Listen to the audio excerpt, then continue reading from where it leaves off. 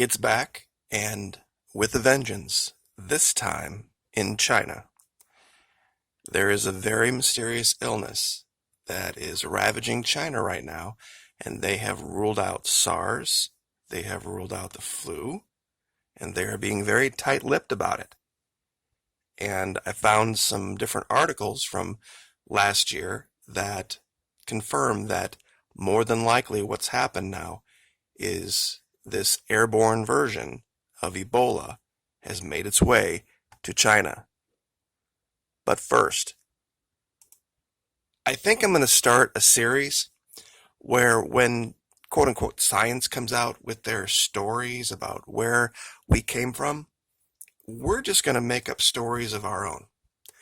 Now, this is an article that came out recently about recent discoveries have overhauled our picture of where humans came from and when, and they're displaying this homo nailed skeleton, whatever, up here.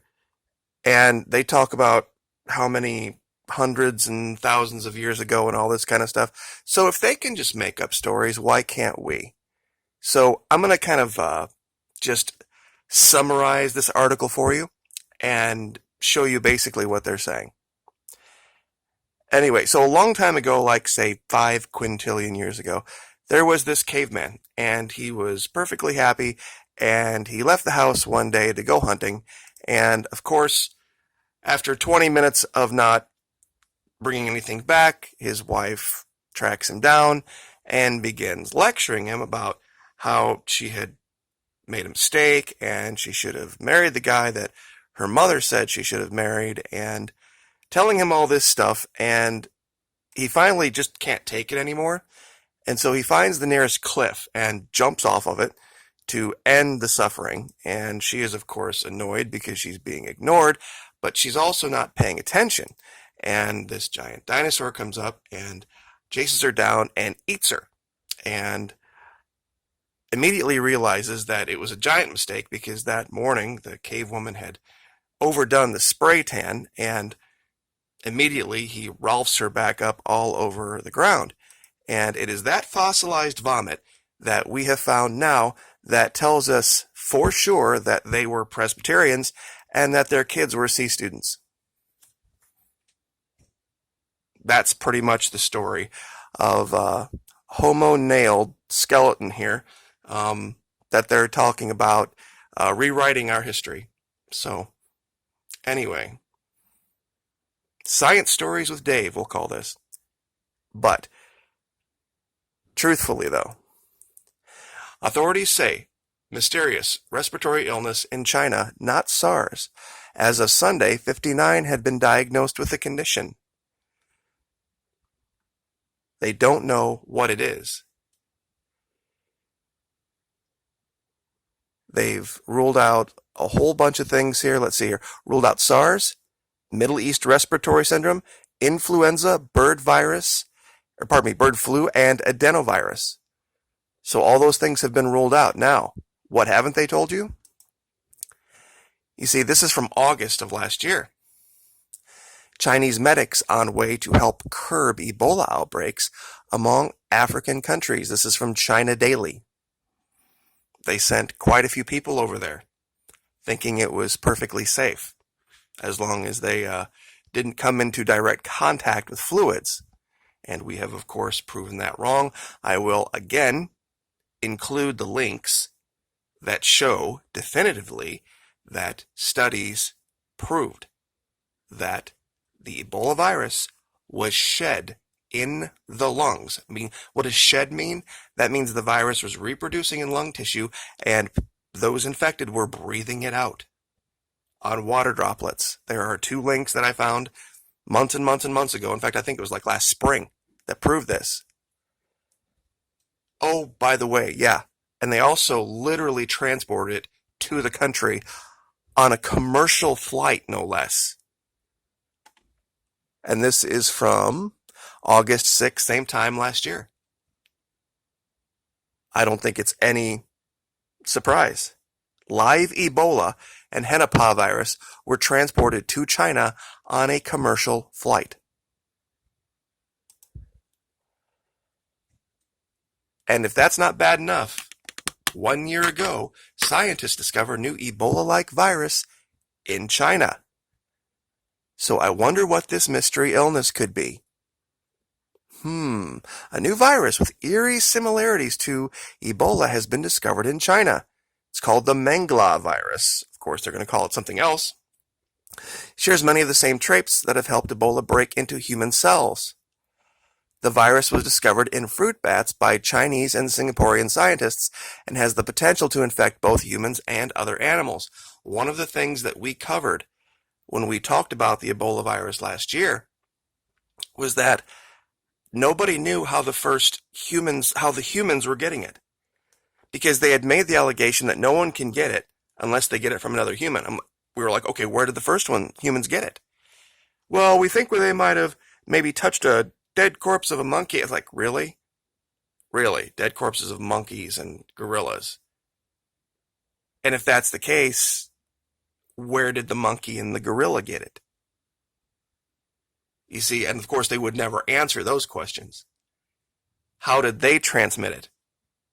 Because, you see, they don't bury their dead.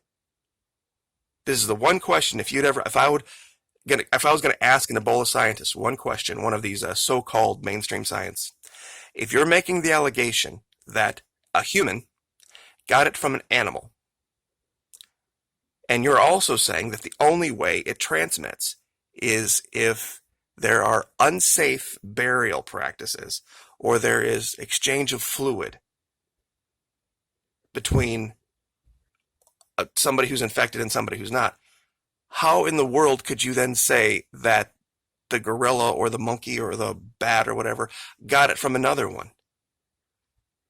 You see, bats and gorillas and monkeys don't bury their dead. When one of them dies, they just lay there. And animals, and anybody who knows anything about animals, knows that they're smart enough, instinctually smart enough, to know not to muck with that kind of thing.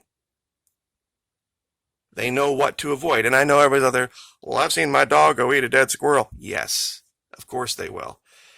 But you very rarely see a dog go eat another dead dog.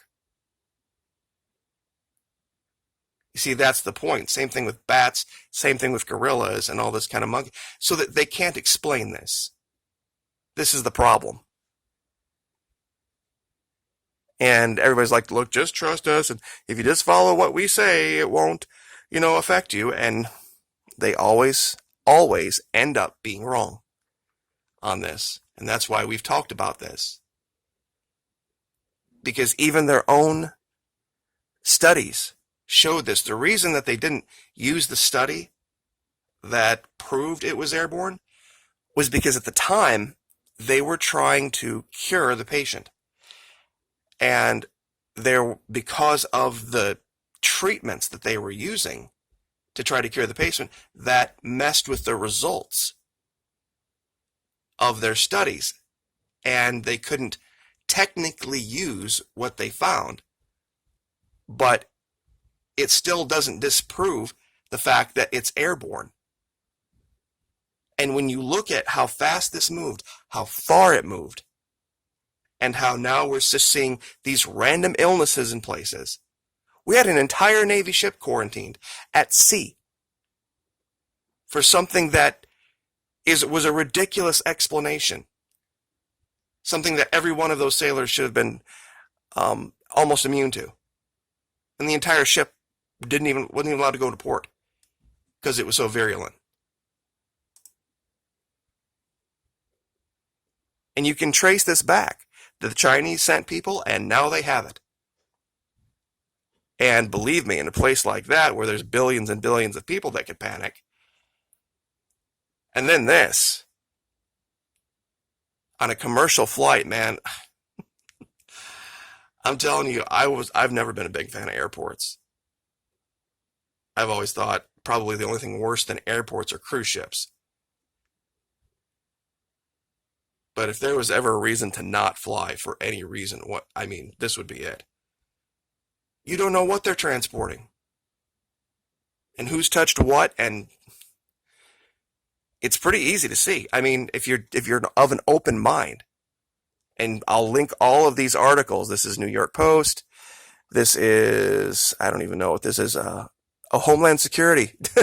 Great. China Daily and CBC. So they've ruled out SARS. They've ruled out everything that it could be. This is pneumonic Ebola, which just is two words that I never thought I would say. But I will keep my eyes open on this for you guys, but just take precautions, stay away from 24-hour centers. Don't touch your mailbox without gloves. I mean, all of the basic things.